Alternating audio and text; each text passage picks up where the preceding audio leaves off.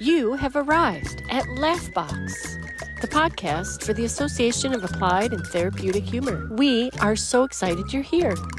Welcome to Laughbox, the official podcast of the Association for Applied and Therapeutic Humor. I'm Jim Bob Williams. And I'm Katie B. And our special guest today is Marco Gamboa. Marco has led a very interesting life. He's a novelist. He's dealt with a lot, and I think maybe we should just let you tell us and tell us about how humor entered your journey. Yeah, of course. I think from an existential perspective, I just like the entire rest of the world, you experience a lot of really powerful, sometimes negative things growing up. And I think one of the things that my family has always been is the type to you make just light of what's happening. And I think also from a coping mechanism, when the adults were there were problems and things like that. As a kid, you use humor to bring everyone back into it. And so, yeah, I've always gotten this huge high off of making people laugh. And from a humor perspective, it's also a really good way for me to make friendships, because when you make a joke, there's a really good chance that you're not going to get a laugh. But the vulnerability that you put yourself out there and saying, hey, I'm going to make this joke. And if someone laughs and they're like, he put himself out there, and then subsequently you make some really good friendships in all sorts of settings, professional settings, and just in general, it's been very beneficial to me to have that as something that I luckily naturally am able to do. Fantastic. So you'd say you grew up in a funny family, or a family that used humor a lot. Okay. Absolutely. Hilarious. Yeah. So in the book, and I'll keep it PG, but in the book, which the book is 99% fiction. For the sake of our audience, we have to recommend Marco's book, Within Normal Limits, WNL, available at Barnes & Noble, Amazon, and many other fine retailers. Correct. Yeah, you can Google it, half-price books, every type of place. I've also tried to put it into a lot of library systems, and it should be available. But yeah, so I guess just to give you background, so I wrote the book. So my oldest kiddo was born in 2011, and shortly after I started to get really sick, and I had crazy vertigo, crazy weakness, a lot of cognitive fog, vision problems. And so when I would go to doctors, they'd be like, oh, you just had a kid. That's normal. Everyone freaks out. And so for a long time, that's all I was told was it's anxiety. And it was like, well, try meditation, try these medicines. And it never really worked. And I hated being sick and being out in public. And I became agoraphobic. And I had this like couple mile radius that I would try to stay within. But for the most part, I just was agoraphobic. And what I ended up doing was as a coping mechanism, I just wrote. And then what it turned into was I didn't know if I'd ever get better. And so what I thought was, I'm going to gift my kids these collections of short stories so that they could be like, Dad was not a normal dad, but he used the time to try to make it. And so to make something. So fast forward 2019, I have this episode where I think it was like 5 days, where every minute my body thought it was falling and I would have these horrible spasms. And so I got put in with a doctor, and amazingly, he was finally the person that said, hey, I think something's wrong neurologically. Let's do these MRI scans. And I said, okay. And I'm in San Antonio, Texas. There's not a lot of neurologists out here. And it took me about a year and a half to finally I was in line waiting to see a neurologist.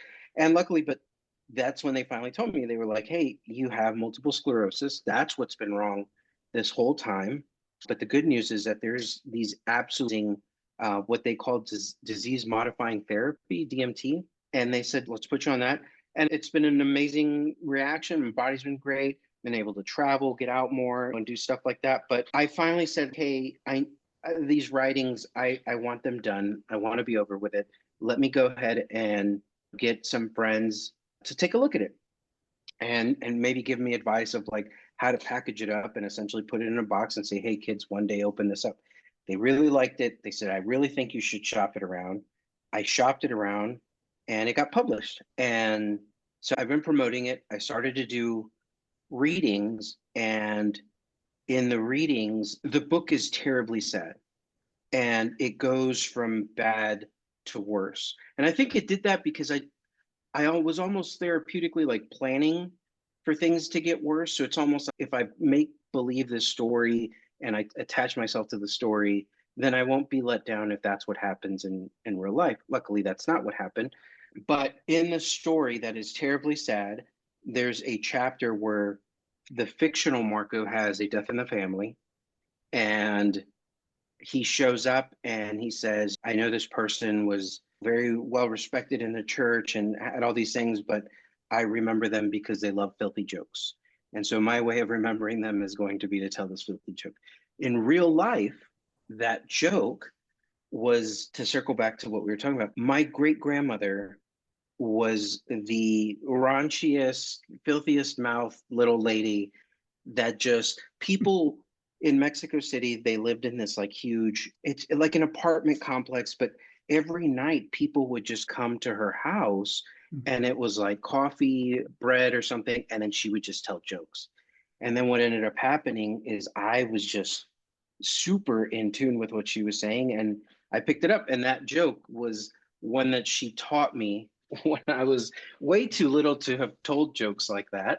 But yeah, and then like I was saying, so I when I was doing these readings, when I've done these podcasts, I focus so much on the idea that like, hey guys, like this book is made for people who are stuck in it, maybe don't see the positive side of things, and you can sit there with the character in the story, but in real life, I'm not that at all.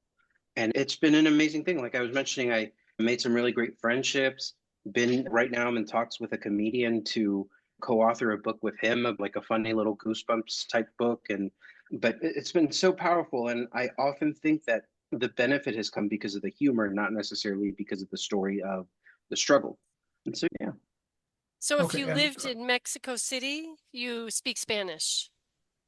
I do. Spanish was my first language. What's really sad is I lost a ton of it. And I think it was because, so whenever I feel like I always had certain relationships and friendships where I was able to keep it. But right now, I have some friends where I tell them, you're not going to understand a word I'm trying to say, but let me at least practice with you. But yeah, and then, so we lived in Mexico City. I think I was like 2 or 3, and then we've been pretty much in San Antonio the rest of the time. And so Yeah. my first question is, that filthy joke was in Spanish? It was, yeah. And do you remember it? I do, and I don't know what y'all's rules are. I could tell you the joke, I but speak well, Spanish. We're generally not blue, and I could edit it yeah. out, but I do speak Um, Spanish. I'd I'm suggest this, okay, Yes. for those in our listening audience, if you want to know what the joke is, send us a self-addressed stamped envelope and proof of age. And if you're over 18, we'll tell you what the joke is at the AATH conference in May in yeah. Charlotte. No, you know what? I won't tell the joke here. I didn't understand that joke until probably middle school when there was a like foreign exchange student. She spoke Spanish, and I told her the joke, and she was appalled. She was like, "That's," and then so I started to think, and I was like, "Well, why did they know that it was the priest? Oh my gosh, they've seen the priest," and that's when it clicked. But that was my homage to her, just because they were really broke. They were very poor. And in her final days, she was riddled, I think, with like cancer and all sorts of stuff. And at one point, she had a mass in her chest. And what I was told was, as they're about to do surgery, everyone's saying goodbye because she's a frail little old lady. They don't know that she's going to do all right. She told my uncle to please keep the mass, and next time they're out of oil to just throw that in there to fry whatever they were doing. At all points, like she had a rough life. Different times. My understanding is my great grandfather married her when she like a child bride kind of thing, like 15, for very rough upbringing, a lot of poverty. But my goodness, anytime I hear her stories, it's just everyone is just filled with laughter.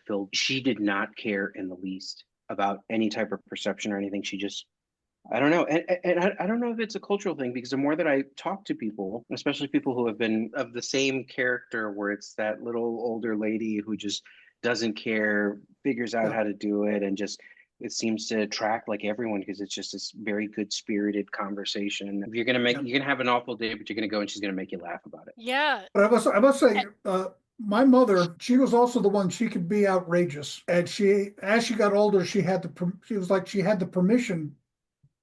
Uh, it's to she used it. She used her power only for good. Like she would use it to puncture conceited or it needed to be taken down a notch because they didn't expect a little old lady to know it. But she knew a lot of words in Yiddish, words that she never taught me because she thought that was important. I learned what they meant later, Yeah. but is there that there is that I'll have to talk to someone about what the archetype of that character is. The old woman that can speak truth because she can speak truth to power because no one has any power over her anymore. What can they do? yeah. Take I money No, away? I no got no need. money. Right. Take my aid, hurt my health? Hey, Yeah. No yeah. need for a filter anymore. yeah, I love you blew my mind, Jim, because I love that notion of I don't know if she was given permission, if she took permission, if it was her way of gaining control of the situation. But I think you're spot on that there in a lot of these cultures, there's just such a powerful female persona, and it can show itself in totally different ways. But I love that idea, right? Where it was just like, I'm going to establish it because I'm not afraid to offend. I'm not afraid, to your point, I'm not afraid to put you down if you deserve it. And I love that. It's just, it's a fearlessness that I envy a lot in that because it's just, I am unapologetically me.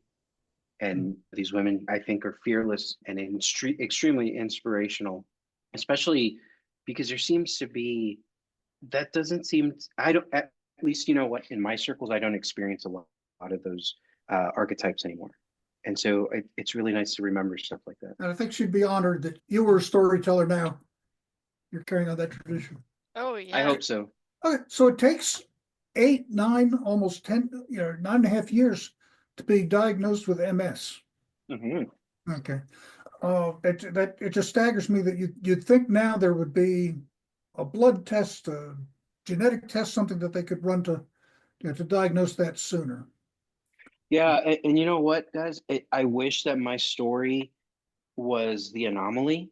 I can't tell you how many people I've met through the MS groups that I join and things like that, Yeah, where misdiagnosis is constant. And I don't know, yeah, right? I don't know enough to say what it is, right? Is the doctor just overwhelmed and they're pushing people out? I also feel that one of the things I hear a lot is MS is MS is weird because once you tell someone that you have MS, oh my gosh, my sister has that, my aunt has that, my yeah. grandpa has it. But you don't see it. It's just not something that you see as much. And so I wonder too if because some of these symptoms can be commingled with so many other Yeah, things that's that it's hard for the doctor to say, yeah, I'm going to send you to $1,000 MRI scan. And maybe it's something as simple for someone else as anxiety, right? I don't think there was ever any malice in people misdiagnosing mm, me. I just think it was, I don't know what it is. I'm happy in a way. I'm happy that it happened because I feel like it shaped me to remember who I was when I didn't leave the house and to remember that even I can't tell you guys how often, and my kids will make fun of me because they're just like, man, you're this like little crazy man. Because I just make myself laugh. And I think that a lot of times when I was secluded and things like that, in my head, I was just like running through material of this would be funny, that would be funny. But oddly enough, none of that ever made it to the paper. When pen hit paper, it was just this immense sadness. But as soon as people talked to me, it was like, man, I had no idea you were going through that because you're always just goofing around and having a great time. And yeah, but no, I actually just met someone the other day. There was a contractor, really kind guy, came and I guess he saw me dragging my foot and he was like, hey, do you mind if I ask? I said, no, sure. And as soon as that was over, we probably took an hour because he has all the symptoms of MS. And it was just like, how? And I don't know if it's like a worldwide thing or what, but in San Antonio, the demographic is also off because normally it's a female disease for typically on the older side. And I don't know if it's something in our water or something, but it seems like a lot of young guys here in San Antonio, a good chunk of our group is that. And like I said, but all things aside, I've made these amazing friendships, and not to blow smoke or nothing, but thanks to all that, look at that. I get to meet you guys and have a conversation with you guys.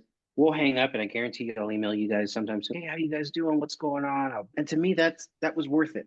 That was a really nice outcome of a lot of bad things. Coming on, laughing with you guys, with the other podcasts I've done and stuff like that. It's a good time. So Marco, there's been other. I'm sorry, Jim Bob, but Oh, go ahead. Marco, I want to reflect the size of Mhm. your heart that I'm experiencing right now. You're a sensitive guy. You've been through a lot of crap. You've had a sense of humor through most of it. And now it's turned out to be this big therapeutic thing for you. Thank you. Thank you. I'm really not good with compliments, but that means a lot. Thank you. I understand. Jim Bob, you had a question. Yeah, yeah, you mentioned that thing, but I've got 3 friends who had MS. One of them has passed. 2 others are dealing with it now, and I'm going to be recommending your book to them. Thank you. Yeah, Thank you. and I've said this about other conditions. What's funny about MS? Nothing. But No, what's funny about the situations that it can put you in? Way more than you can expect. Yeah. yeah, everything. And it's crazy because some major comedians had MS. Richard Pryor had Yeah. MS. I forgive me, I feel awful that I don't remember his real name, but Squiggy, Yeah. he had MS. And so there's been these huge people that you look at and you're like, oh my gosh, I'm a huge fan of music, all music, right? Like it's funny, I went to Willie Nelson maybe like a week ago. Mm. This weekend I went to a rap show.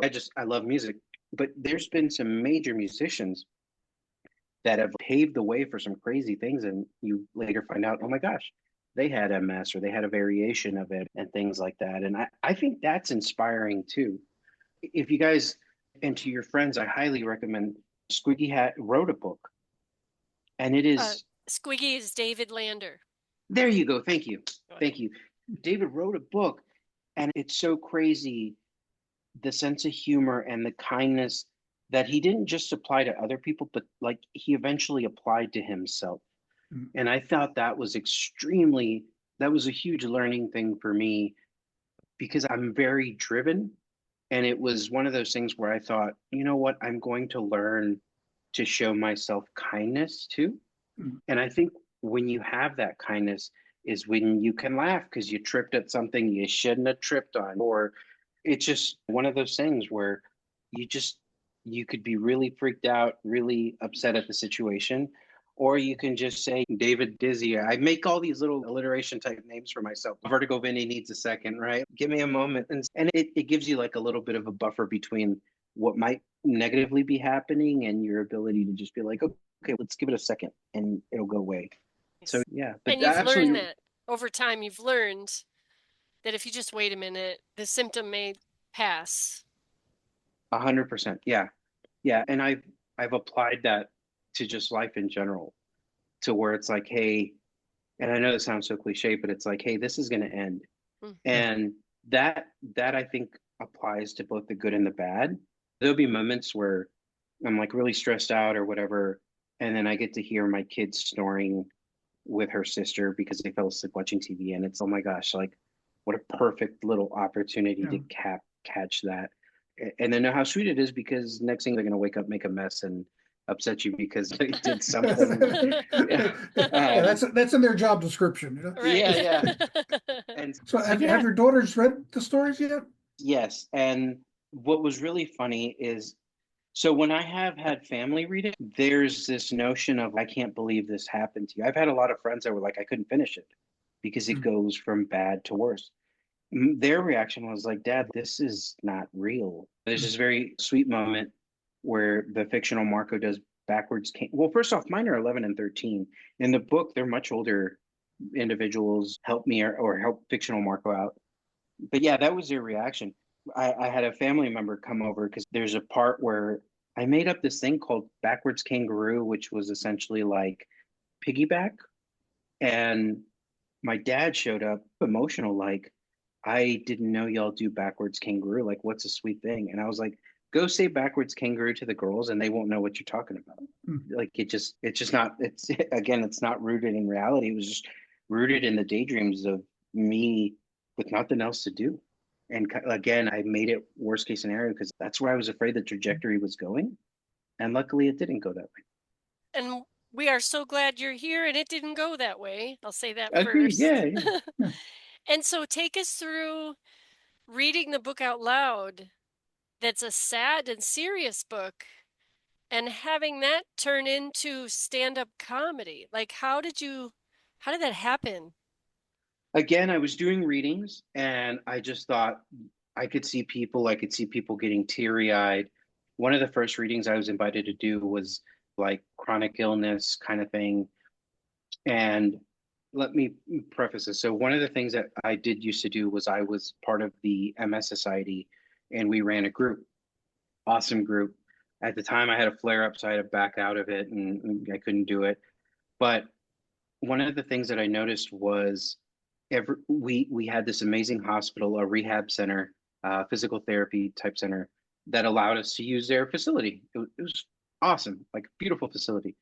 But everyone said this is such a bummer because I'm gonna have to come here for physical therapy on Tuesday. I have to come here to get my MRIs on Wednesday. I don't want to come up here to chew the fat with you guys. And so as I was doing these readings, I had that sense again where I was like, everyone here is either directly impacted by a chronic illness, has someone that they know that has a chronic illness, or is just going through something, right? There was a lot of also folks that were going through like cancer treatment, stuff like that. And I said, you know what, guys, if you want to buy the book, do it. But I'm going to tell you guys about the story. And I told them about the funeral. I told them about the joke. And then after that, something just flipped. I hadn't written material. I hadn't anything. And next thing I took up like 10 minutes. People were like crying, laughing. And one of the most beautiful things was like, I thought, oh my gosh, because at the end, I see this little kid in the audience. There weren't supposed to be kids in the audience. And even the kid was just like, that was funny. That was funny. And I apologized to his parents. I was like, I'm sorry. That was really crude. It was one of those things where I wanted to take people out of their everyday struggles. And for that hour and a half show, beautiful stuff was written, beautiful stuff was read, but I couldn't do that for the time allotted. And so from there, I did that, got a bunch of kills. The show was broadcasted locally, but they cut my segment out. Mm. And everyone said, what happened there? I want to see what it was. So from there, I started to get invited more and more. Hey, man, can you do this reading? Hey, man, right now they're wanting me to coordinate like a comedy slash, again, same thing, like people who have made light of their situation. And it's just been this amazing opportunity to get to know people. I did a festival recently where I was able to set up tent and meet with a bunch of bands and stuff like that. And that was really cool because a lot of those guys, like we had met beforehand, we'd exchanged material. They were handing out, some of them were handing out tapes and CDs and stuff like that, which is funny.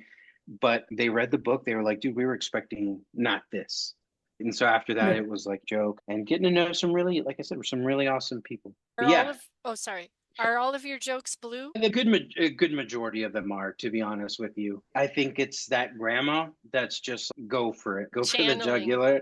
Yeah, yeah. And in a weird way, I have this deferral to her where I'm like, she did it, and Mhm. I. But that being said, now I go into those shows. Anytime I'm invited, it's like, hey guys, just so you know, this is my routine, right? Like I the same spiel I did to you guys. I have a book. You want to read it? You can get it at the library. You can get it here. It goes from bad to worse. Here's a fun one. I, as soon as people see the multiple sclerosis, I can't tell you how many podcasts it's been like, dude, come talk about your self-help book. And I'm like, you didn't read it because that's not a that's not a self-help book. And yeah, and so it's one of those things where I'm just not that. And so yeah. But that being said, I did career day the other day, and that was a good time trying to make a bunch of upset preteens laugh and things like that. But yeah, most of the comedy that I do is just very, it's just not all of it. I think there's some stuff that just people laugh. The one that, so I'm in San Antonio, very red state, which is cool. I don't really care. But one of the jokes that I always say is a lot of these people are afraid of the apocalypse. They're afraid of, they're doomsdayers. they're afraid of all these things, but none of them look like they're afraid of diabetes or high cholesterol, right? Because they're a little on the heavy side. And that one does really well. And then the closing joke always does really well, where I'll say, guys, what a great time. I had a great time with you. And to think that I had a teacher once tell me that I would never amount to anything. And everyone's like, yeah, man. And then I'm like, that teacher was my second ex-wife. She taught third grade. And then I say, F you, and I say her name, and everyone's laughing. And yeah. Everybody's on your side. Mm-hmm. Which is funny because she's been in the crowd because we're friendly. And once she was like, can I go check this out? And I thought, sure. And I said, hey, just so you know, you get a call out at the end. She was like, I don't get it. Sure. And she cracked up about it. Yeah. That's good. Question. What Sure. is within normal limits? Within normal limits is a terrifying notion to me. Okay. Because what they do is they essentially come up with a baseline. And within normal limits is what that baseline is. And that's terrifying to me because if I drag my foot, sometimes I can't walk. Sometimes I'm with a cane. Sometimes I have vertigo that I can't even see straight. It sucks to say, yeah, that's your normal baseline. And when I wrote the book and I realized, man, this goes from bad to worse. And originally the book was going to be called The Long Goodbye. But when I wrote the chapter of when, which even that chapter was essentially like a collection of 5 different appointments, and I just put it into one chapter, was when the doctor was like, this is you. And then they don't do it as much anymore, but there's this old chart that a lot of people hung their hat on that said, hey, when you first walked into the doctor, these were your symptoms. If you were never put on those disease modifying therapies or treatments or whatever they're called, then by this point, you won't be able to walk. And that was terrifying for me because a lot of these medicines are experimental. Yes, there's like positive side effects, but none of them, to my knowledge, were made originally for, none of the, I should say this, none of the ones I've been on were originally made for MS. Like a good chunk of them, I think, came from, like the one I'm on right now is, I think, a drug that they used for chemo for a bit. There was another one that was used, they call it baby chemo, but I think it was also used for like arthritis. And one of the things that they notice is some of this stuff suppresses your immune system so that it doesn't attack itself as viciously as it has until you started taking it. And so that within the normal limits was my kind of nod to what if going from bad to worse is normal for someone, right? And that's where this all came from. And then I will say that originally, when I was just writing this for the girls, I went into each story I had no idea what characters were going to be there. I had no idea what was going to happen, but I went into it and thought, I'm going to make a loneliness. I drew an emotion or a situation, and I said, I don't know what colors I'm going to use, but the final picture should look like loneliness. The final picture should look like an anxiety attack. One of y'all mentioned a second ago, reading it out loud. There's a chapter there of fictional Marco flying home and essentially having a panic attack. That is really hard for that. That's one where I don't read. I don't really touch that one because there was this original feeling on that one of like just being drowned by all which you don't know. And when I had the first appointment where they pretty much said, hey, we're going to send you to MRIs, more MRIs, but as of right now, we don't know what all is going to attack you. And I think that when I made that flight story, he drowned, the plane's leaving at night, and the guy's kind of drowning in this idea of that, just the fact that you can look out in the sky and it's this endless darkness. You don't know, you could throw something as hard as you can, you're not going to hit anything. And this idea of just almost claustrophobic in openness, right? And that feeling. And yeah, that's how I came to Within Normal Limits. But like I said, originally it was A Long Goodbye. Yeah. Wow, and it's amazing, like how the system, right, will decide that you're okay when you're not okay, and that within normal limits you should be able to do this, and yet Yes. that seems really arbitrary and not very personal and difficult to cope with for people. Yeah, absolutely. I also think that one of the things that some of the feedback that you get there, so we have 3 doctors in San Antonio. I won't say the name, but one of them out of nowhere went from, hey, I give you XYZ medications to now I do holistic stuff. So it's diet, which is awesome if that's what you want to do. But if you're also on this notion of, hey, this drug isn't working for me, can I try this one out? And someone comes at it from, what about diet? What about it? Just there's such a there's so many steps where the process can go wrong. And you're right, a lot of it is not. MS is such a hidden disease too, because there'll be like today, I ran 3 miles. Mm. It rained. My dogs made an absolute mess. I was sweeping and mopping every chance I could.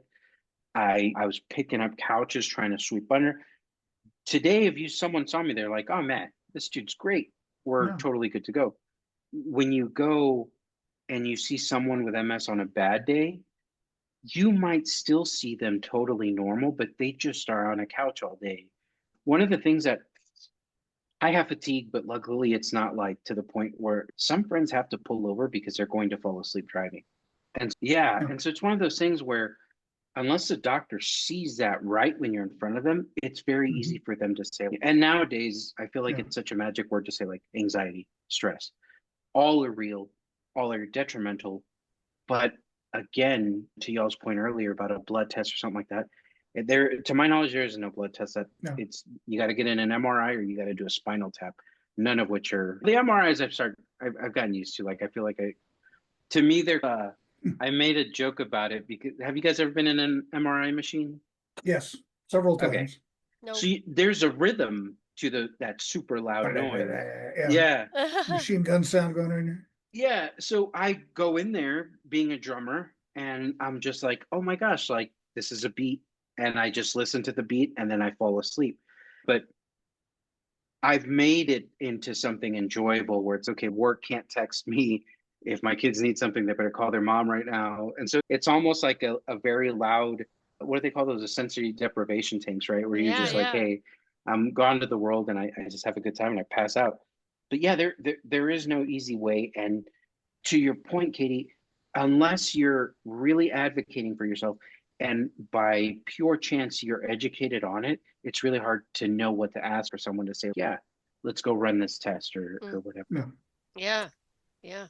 Let's go back to more of, let's say, how can humor help you on a bad day? Yeah. So I studied psychology, and one of the things that always shocked me was I learned you can go have an awesome time, whatever your hobbies are, whatever your experiences are, you can go have an awesome time. If you trip on the way out, that time sucked. And so Yes. your Well, mind is, yeah, your mind is made that way. And hopefully not everyone, but people, a lot of folks' minds are made that way. And to me, humor was because I've tripped constantly and I've fallen constantly. And to me, humor gives me the ability to not focus on the fall and to be like, oh my gosh, but beforehand, I'll tell you a really sweet story. So I took my daughter to a concert, my oldest daughter to a concert probably like a year ago, and we're going up steps. And I tripped and I fell. We were at a venue here, and I think she knew, but it turned into you've just had too much to drink. yeah. You've just had too much to drink. And then we laughed about it. And I think that's that thing too, is humor is going to like light up the room, right? It's this notion of I won because I laughed. And I think that I'm all for crying. I'm all for being upset. I'm all for being like all those emotions are natural. But to me, my coping mechanism is I have to make a joke because if not, the weight of what might be happening might overwhelm me. Whereas if I made that joke, then in a little while tonight, I'm not going to be dwelling about it. I will probably stupidly still be in bed laughing about what just happened. Okay. I think the name of your album will be I Won Because I Laughed. I love that. Yeah, Yeah. yeah, Nice. yeah. Laughter to me is looking the devil in the face and saying, I'm not scared. And I think Yes. it's that notion of sometimes there's nothing else we can do but laugh. And again, I go back. There's once you can there's people that just don't want to laugh, right? But once you Yeah. put yourself out there and someone bites at a joke or something like that, you got a lifelong friend there. And it's Yeah. just, it's a beautiful thing when that vulnerability hits. Agreed. What would you like people to know about MS on Thursday? That sometimes it'll make that Thursday feel like a Monday. And sometimes MS just shows up and it's MS doesn't care.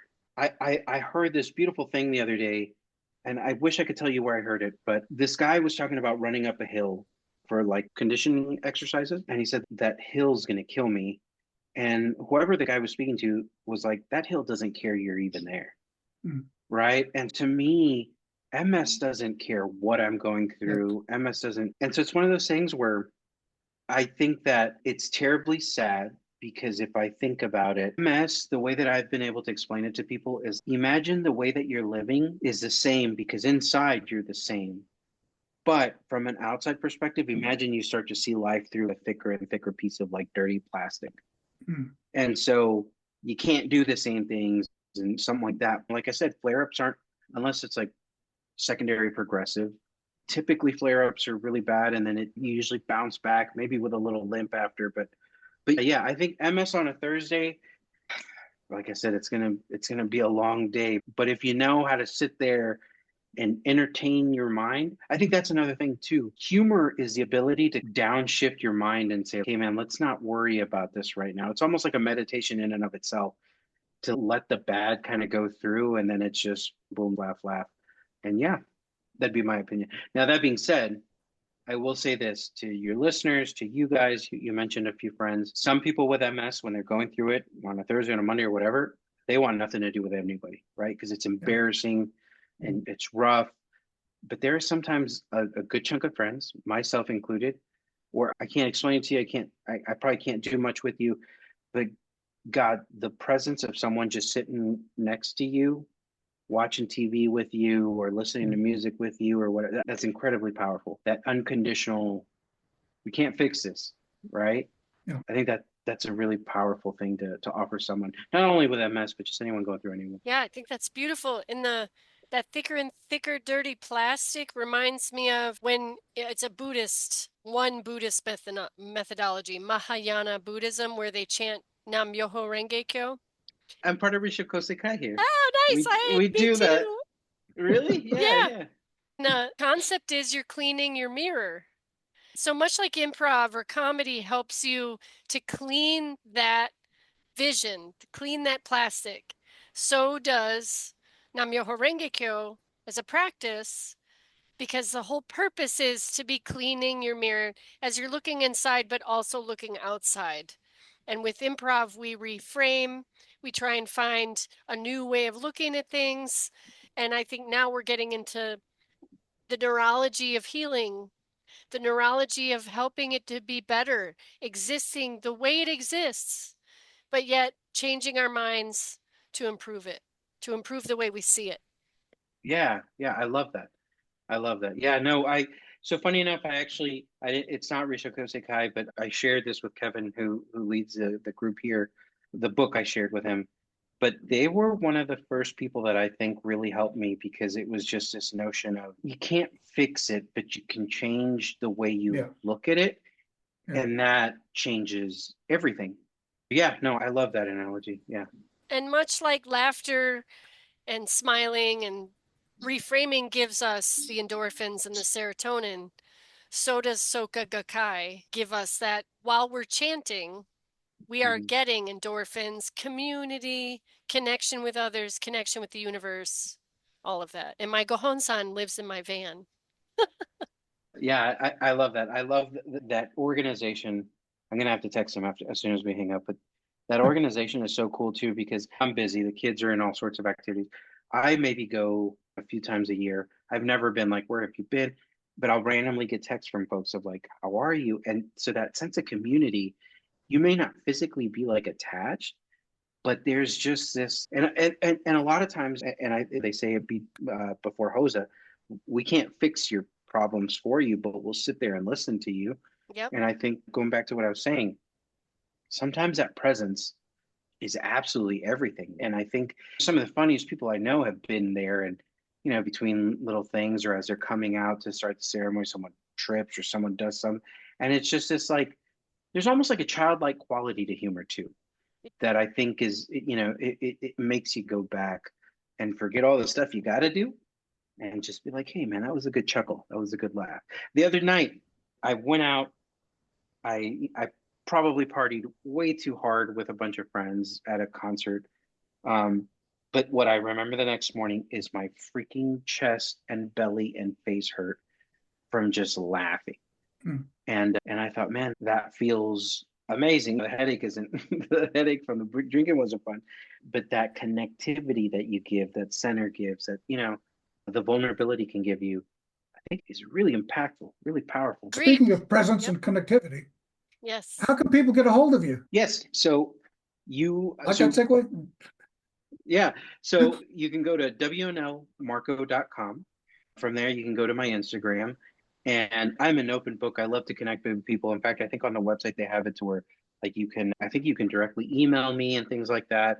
I love connecting. If you guys are in the San Antonio, Texas area, a bunch of different support groups that I can put you in touch with, official and sometimes just there's a MS people love ice cream. And so there's a ton of ice cream meetups and stuff like that too.